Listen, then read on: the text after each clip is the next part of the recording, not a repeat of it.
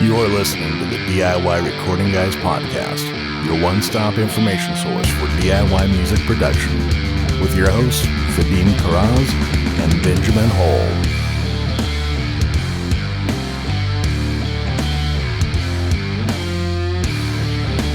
All right, welcome to another episode of the DIY Recording Guys podcast. I'm Vadim from Calm Frog Recording.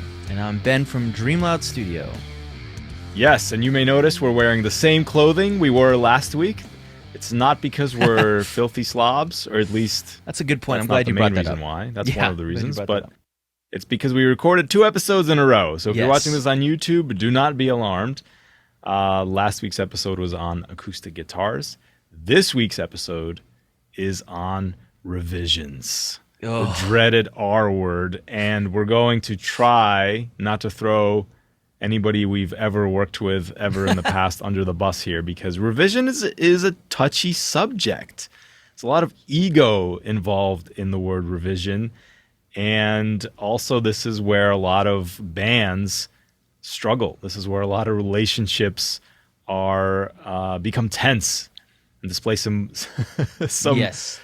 elements that may have not come to light until you get to this point. So yeah, where do you want to start, Ben, when it comes to revisions? Maybe we could just talk about maybe what to expect. I'm trying not to just like jump full in and just start saying, and this is what I hate about revisions. Here's another thing. All right, let's start with this. So let's start with just the concept of a revision. So the concept of a revision is this. Somebody in your band, maybe it's you, is working on a song, whether it's a demo or a mix or anything. You have come up with something that you think is appropriate for that step of the process. So if maybe it's just a rough demo, maybe it's just a songwriting arrangement, but you've come up with something that you think is finished for that step, and you have now shown it to the other people who are involved in the project, and then they come back with comments. And this is such a painful thing for people because you thought it was done. You did it the best you could have done, presumably, and now you're getting a laundry list of comments. And I can tell you that even me, like mixing for people for a couple of years now, I do struggle with this still because usually I don't send out a mix until I'm like happy with, until I'm feeling it, but right before I send it out, I'm sitting there and I'm grooving to it. And then I get a list of revisions back and I'm just like, oh my God, what is going on? And I'll tell you one thing, Ben, I felt a lot better about this because every time I read an article, like Tape Op Magazine is one I subscribe to. Michael Brower was the most recent one I read. He says that he mixes Coldplay, right? Like most recently, he's done the big names, Paul McCartney. He says he sends out a mix and he gets back a legal pad of revisions, and he said he just curls up in a ball because it's so painful. So that made me feel better. It's like everybody goes through this. And I think a lot of times the people who are providing the revisions, this is also an episode for you. If you're providing comments, you have to realize that the person who sent you that work put a lot of themselves into it. So you have to be gentle, I'll say, with your bandmates, because you could really open up some cans of worms. So that's my opening rant on what revisions are and some of the high level sensitivities. Give me yours. So yeah, I agree with you on everything that you said there. Great overview. Revisions is such a psychological process. It's almost like a game. It's almost like dating. It's really weird because on one side you've got one person. I mean, on both sides. On the artist side that's created the song, that has sent out their material to get mixed or mastered or have something production-wise done to it, they've put their best foot forward. Or so you think, or the best that they can do forward. Good point. And then on the receiving end, you hope that whoever's working on your stuff is putting their best foot forward. And I would say in most situations they do as well. And so you've kind of got this weird mingling and meeting in between of two people putting their best foot forward, but with different perspectives on the same material. And this is where like kind of the awkwardness, it's like awkward, it's tension, it's love, hate, all at the same time. And there's also a little bit of psychological play going into it as well. And I guess this is where I'll open up the conversation and say, originally when I was first getting into the studio, I heard some advice that said, instead of putting your 100% all into, and this is coming from a mixing perspective on tracks that I've received from artists, instead of putting like your 100% into it and getting invested on your end because it's not your material, it's the artist material, put your best 90% into it. And then whenever you get to that 90%, send it back for revisions, because most likely the artist is going to have some revisions anyways. So it's better you get it back to them before you've invested so much of yourself into it to get their feedback to see if you're going in the right direction. And I think that's such a great point, Ben. Yeah, I've thought about doing this as well. It's almost this concept of an 80, let's call it the 80-20 rule. Yeah. You're 80% done with the mix, but the last 20% of that mix is going to take you 80% of the time that you're going to spend on it, if that makes sense. And so there's something to be said about get that 80% complete mix out to people, because if they have broad stroke changes, it'll be easier for you to correct those changes now. I've never, to this point, been able to adopt that because I just want to send out, I'm swinging for the fences. Every time I'm up to bat, Ben, I'm swinging for the fences. Every time I send out a mix, I'm like, this one's going to come back. They're just going to say it's perfect. Yeah. Never happened. Oh, that's funny. Maybe we could talk about why that is, because I don't think it's you. I think it's the style of musicians that you're working with. And before getting into that, I will say that that's where I started. I started with this idea or concept in mind of I'll do my best 90% to give it back. I've since changed and come closer to your philosophy, and I do something more like I put my best 95% into it, or even 98, because this is my thinking. Even if the artist hates what I did and I have to change a lot, I would rather put the absolute best forward, or I would rather show a more completed project to what I think sounds awesome in my opinion, rather than sending something out that sounds I'm not sure about or just better than mediocre. Totally. I made this up. This is an original Vadim quote, but I've been telling myself that I'm going to mix my conscience on every mix I do, which is to say, like, even if it's not exactly what I think the artist is going for, like, presumably they're working with me because they like my sound. Yeah. I'm going to mix it the way I think it sounds good. And I just feel better about that. I'm like, I'm just going to mix my conscience every time. And even if they come back and say, change that thing, I don't like it, that's fine. I have to do it that way, or else I'm just guessing. Because it's very hard. Like, music is such a subjective art. It's very hard to sit there and try to guess, like, what does this person want? Yes, I want to understand broadly the sound they're going for. But after that, once I have that vision, I need to use my instincts, or else I'm flying rudderless. I'm rowing rudderless. Yes. I guess you could fly rudderless too. Planes have rudders. Yeah, planes have rudders. Yeah. Especially if it's not our material. If it's somebody else's art that they've given you, like, I think it's only acceptable to conform to the artist wishes rather than to our subjective wishes. Well, that's a question for you. So this is another thing that people in the industry are a bit divided on. There's people like Steve Albini, who's another fantastic producer, mixer, engineer. He's been around forever, worked on a lot of albums you've heard of. His philosophy is give the client what they want, no matter what, even if he thinks it's wrong. No matter what. Well, he's like, yeah, okay, you want that? Sure. Because that's ultimately his prerogative, is to make sure that the client gets exactly what they want. I know other people, I can't think of a name off the top of my head, but there's other people who have more of an approach of like, hold on, let's talk about this. And they try to, if they really believe something, they try to convince the artist. Where do you find yourself on that spectrum? And what do you recommend for where do you find yourself? And then second question, what do you recommend for people who are mixing their own bands that they're in, to communicate with their bandmates on that regard? I'm definitely a negotiator. If I feel strongly about something, I will try to convince the artist. And I have a good reason for this, though. I think that, and this comes up to maybe one of my first points on taking a little bit of stock in yourself and saying, might not be wrong about my opinion. And that could be from the mixing perspective or from the artist perspective. Like, it can go either way.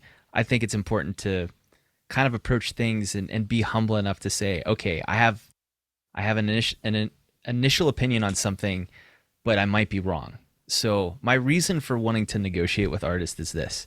A lot of times when artists bring material to get mixed in particular, especially if it's a band like my band, a progressive metal band, Nafel, they've spent months working on these songs, and they've honed and re-honed and re-EQ'd and rewrote and re-recorded. They're like Tool over here, like making albums. Yeah. They've honed all their tracks, and they're better players and performers and arrangers, songwriters for all of that. But your ear can become so accustomed to your pre-production mix that somebody, whether it's me, whether it's somebody else that has a fresh set of ears, might instantly hear something that's better, that's more fresh, or they might hear something that was a problem in that original sound that everybody else that's looked and worked on it for months has become blind to. So I'll always try to put my opinions forward. And if I get pushback, I will push back to a certain point, and to the point where I try to be a good negotiator, and I won't just say I think I'm right. I'll say, okay, here's what you wanted and here's what I wanted. You pick the best one. And that's a good approach. I think if it's your band, if you have a creative stake in that band, which is not to say, I mean, mixing is a creative stake, but if you're going to live with this product beyond just the making of the record, then you kind of have a responsibility to not negotiate, but just talk it through. And what I've found helps with those kinds of discussions is to explain the emotional reason for why a decision was made, rather than talking technique. So when people start talking about frequencies, like, that's a red flag. I want to explain what I'm going for in this particular section, why I made a particular decision. And I'm saying, like, I'm using terms like, I feel like this guitar is really building the energy of this section, and so I wanted to strip other things away. Like, I find that talking on those terms helps them then hear it from a different perspective, rather than explaining, like, technically what was done, what plugins were used or whatever. That is usually not helpful. So I think that, if it's your band, you should have those types of discussions. Talk about emotionally what's happening in the song. What are we going for? Does this match? Or if not, then why not? I think in negotiating your point of view, it's helpful to think about if somebody's giving you pushback, why, where are they coming from as far as being maybe unwilling to listen to your point of view, or wanting to keep things a certain way? Because I find it always comes down to either time, a piece of gear that they spent money on, or a part that they really love. There's always like a backstory behind, like, why people are stubborn or maybe can't see a reason for changing a part. And if you can identify what that is, maybe that can better help you navigate those waters, as far as knowing how far or how hard to push on a certain thing, or how to frame it in a different way and say, oh, like, I know that you love playing this lead over this part, but there's vocals happening, and we really need the vocals to shine at this part of the song, and you can take a solo later when there's not as much vocals happening. Like, things like that. Or, right. Broader perspective, yeah. Understanding, you're right. Understanding where they're coming from is definitely key. There is a condition that you mentioned where you have fallen in love with the demo. That is a very real thing. It's even happened to me like on my own music where I just fall in. I'm like, I record something quick and dirty, and I love the way it sounds, and then I record the final thing a month later, and I don't love it as much. And that's a very real thing that you have to be careful. I find if you're working with people who have fallen in love with the demo, a lot of times it helps to jar their perspective by either saying, let's stop, let's take a break, let's come back to this in a week, or to say like, play this for your friend, play this for somebody who's never heard the song, play them both versions, see what they think. Just to kind of jar that perspective loose a little bit. It's easy to fall in love with your demos for sure.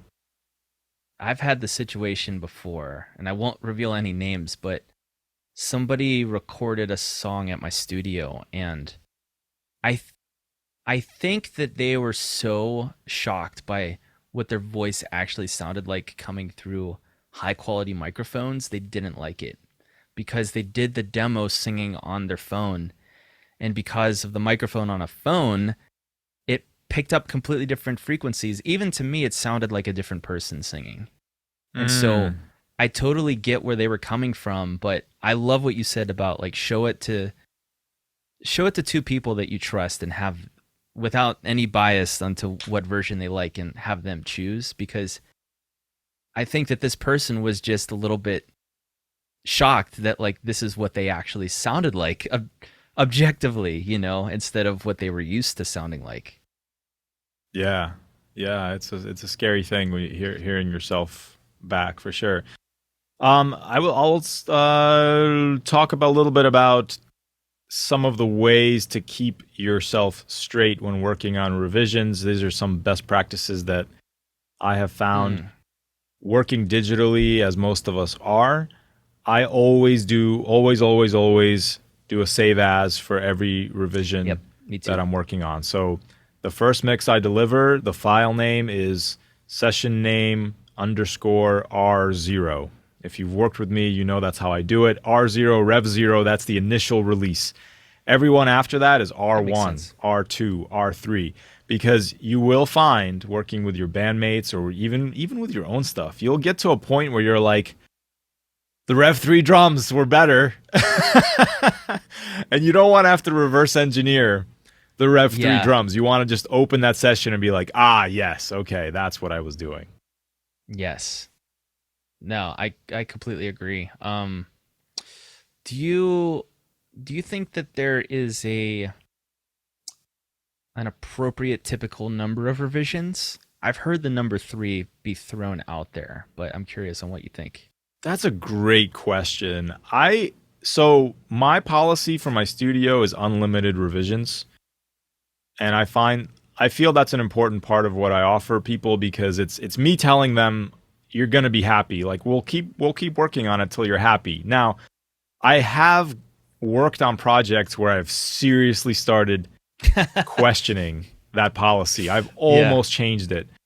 So for me, the typical number of revisions on a song, I would say, is in the 4 range. I would say on average, somewhere around there, 3 or 4.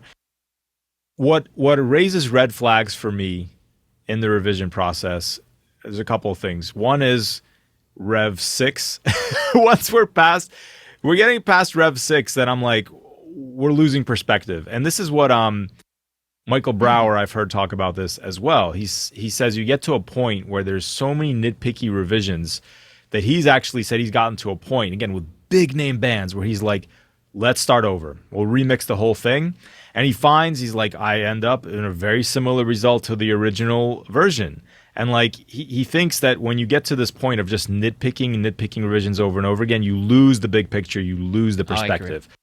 So that's one red flag for me. Another red flag for me is if there's a lot of going backwards. If there's a lot of like, no, I think I liked it the other way better. Can we go back to the other way? Once we start like reversing direction, I usually take a time out, and I'll usually get like on a video chat and be like, let's talk about this. Let's talk through what we're hearing and what we're doing. Those are kind of some of the things that I use as guiding points. What about you?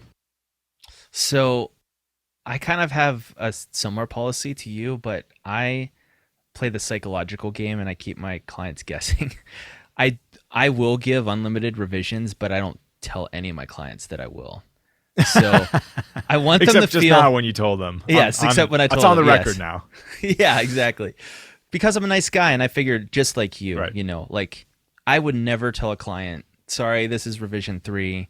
I know you wanted a dB more reverb on the drums, but that we've gone past 3 revisions. That seems a little bit unreasonable to me. Yeah.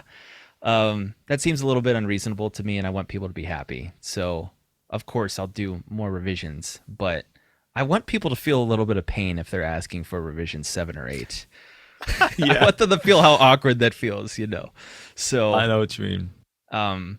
And I've not really ever had issues with it. I've had a couple projects that have gone up into the high numbers, but I feel as though most people are very reasonable, at least people that I've worked with, and maybe we can even talk about genres, because I find that in the proggy genres, that's where it gets really freaking nitpicky versus, and the funny thing about that is a lot of that material already sounds way better than, you know, no offense, but indie singer-songwriter, because that music, the indie singer-songwriter, it's not like it sounds bad, but that music is more focused on the feeling more than the playing and the performance. But I feel like with the indie stuff, it's more like sounds great, no revisions needed. But when we talk about proggy stuff, it's like, can we turn up the snare half a decibel and add more sub to the bass, you know, bass guitar, like things like that. You get into the nitpicky way more of. So yeah, for sure. There's times when people will ask me to do stuff that I know isn't going to make the song better, and at that point it's a judgment call. There occasionally I will try to reason with them and say, like, I'll never really say that's not going to make a difference. Yeah. Unless it's a lot of work for me. But there's times when I will reason with them and say, look, I'm telling you that's not what you want. Like I've had people ask for like less bass distortion, for example, on like a pretty heavy track, and I'm like, listen, I'm telling you it needs to be there. Like, trust me, just trust me. But occasionally, if it's not a lot of work, even if I know it's not going to work, I'll still do it. I'll still make the change and just let them hear it, and let them. A lot of times they'll come back and say, I'm actually not sure. Like, what do you think? And I'll be like, I don't love it. And then, and you know, that you have that discussion, but at least you've let them kind of hear it. And so it is definitely a sensitive thing. And what you said is key. It's a sensitive thing from both sides. There's a lot at stake, it feels like, emotionally. And so you have to tread carefully and not let revisions ruin the fun of doing the project. You know, we talked about at the beginning, you know, from the perspective of mixing your own band. And I would say in a lot of situations, it's not a great idea.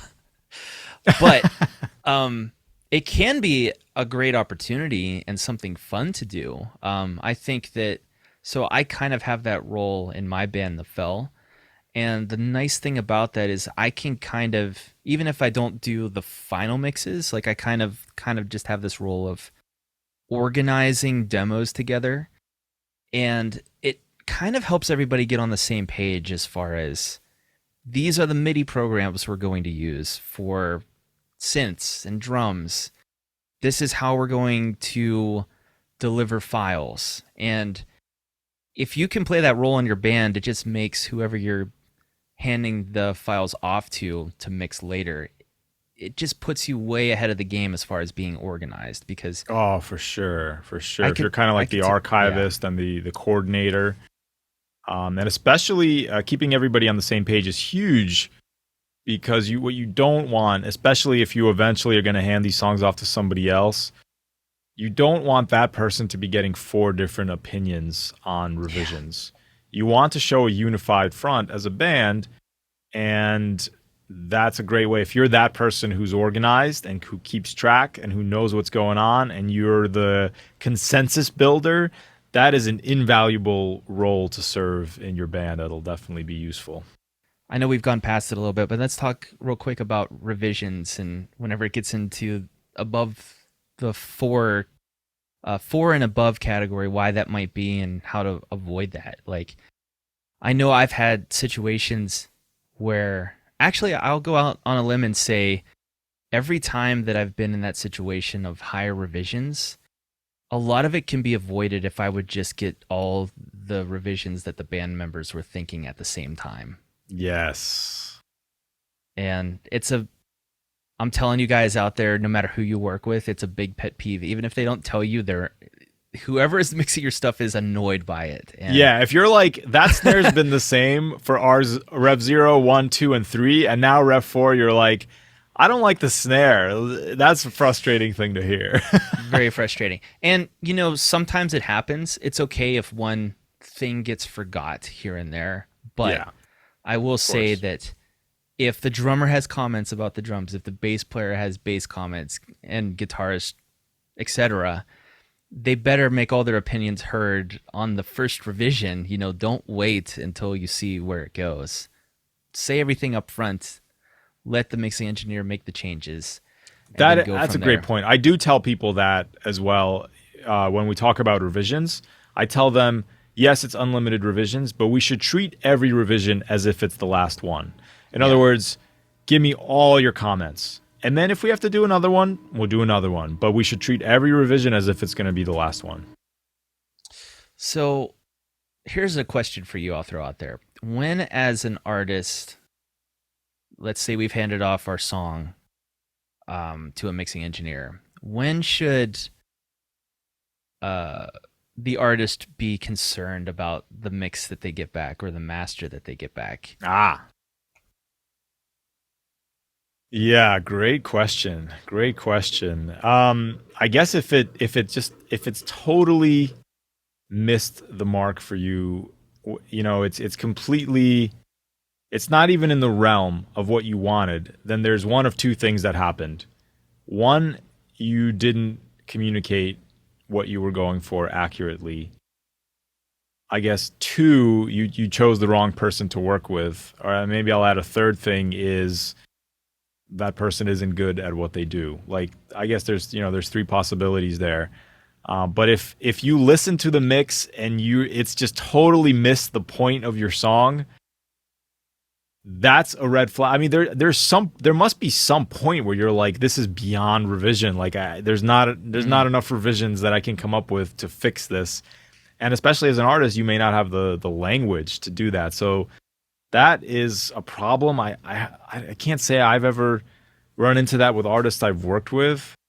But I am always worried about it in the back of my mind when I send something off. I'm like, what if this is completely off? I do think about that. Well, what about you? What would that point be for you as an artist or as a mixer?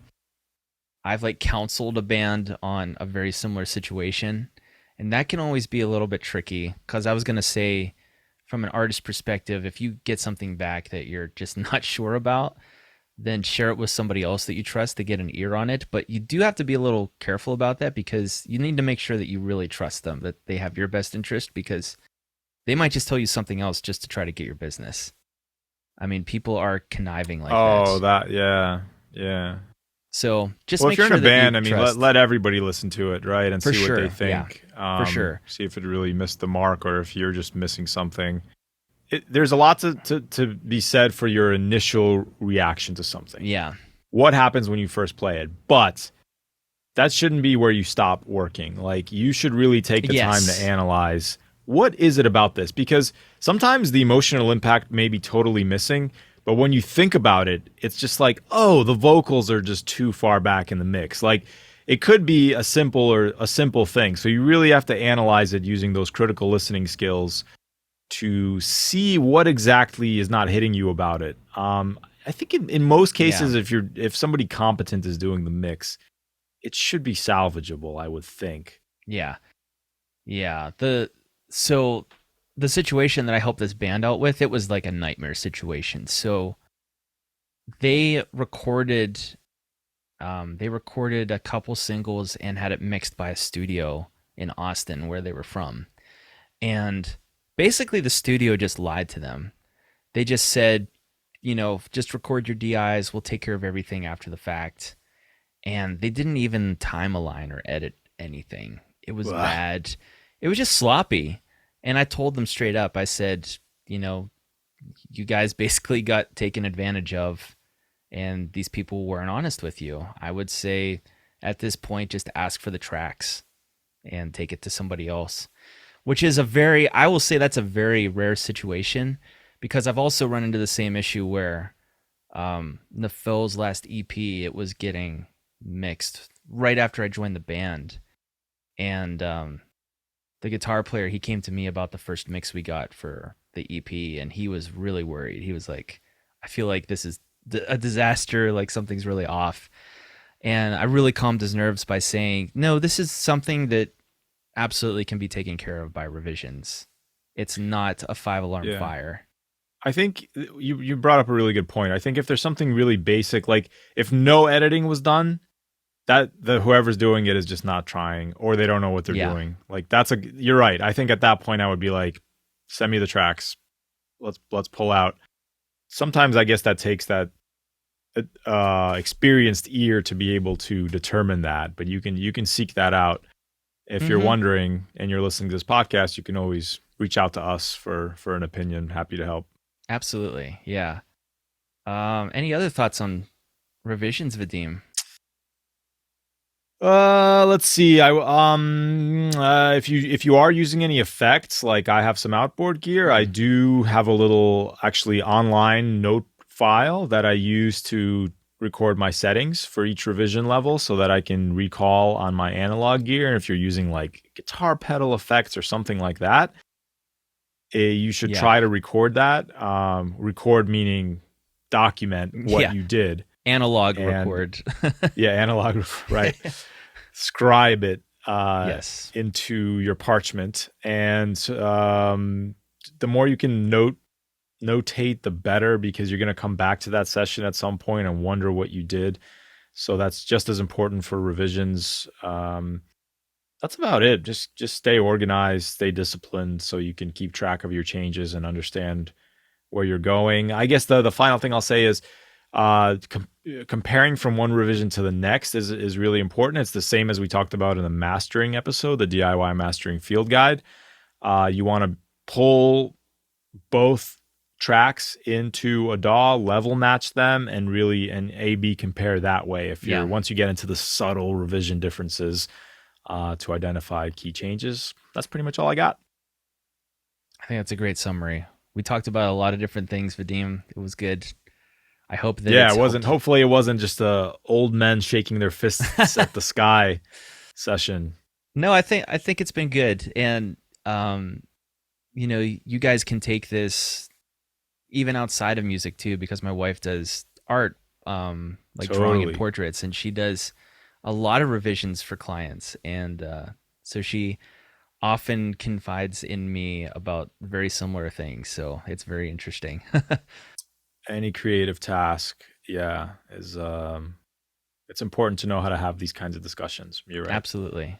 Yeah. And so we've hoped we've helped you today navigate the world of revisions. So if you have any more questions about that, drop a note in our Facebook community. We'd love to talk about it.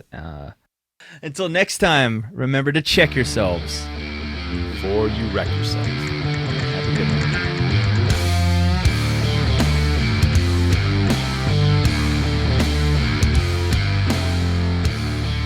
If you're enjoying the podcast, take a minute to leave a rating wherever you like to listen to it, or share it with your friends on social media. Also, Benjamin and I are working engineers, and we love helping people turn ideas into finished productions. So if you're interested in working with one of us, or just want to discuss a project you're working on, reach out. You can find my work at calmfrogrecording.com, get me on Instagram at calmfrogrecording, or shoot me an email, vk@calmfrogrecording.com. And you can check Benjamin's work out at dreamloudstudio.com. Hit him up on Instagram at dreamloudstudio, or by email, ben@dreamloudstudio.com.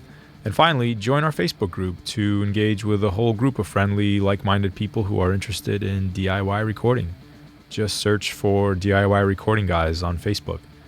Thank you so much for listening and for your continued support. I'll see you next week.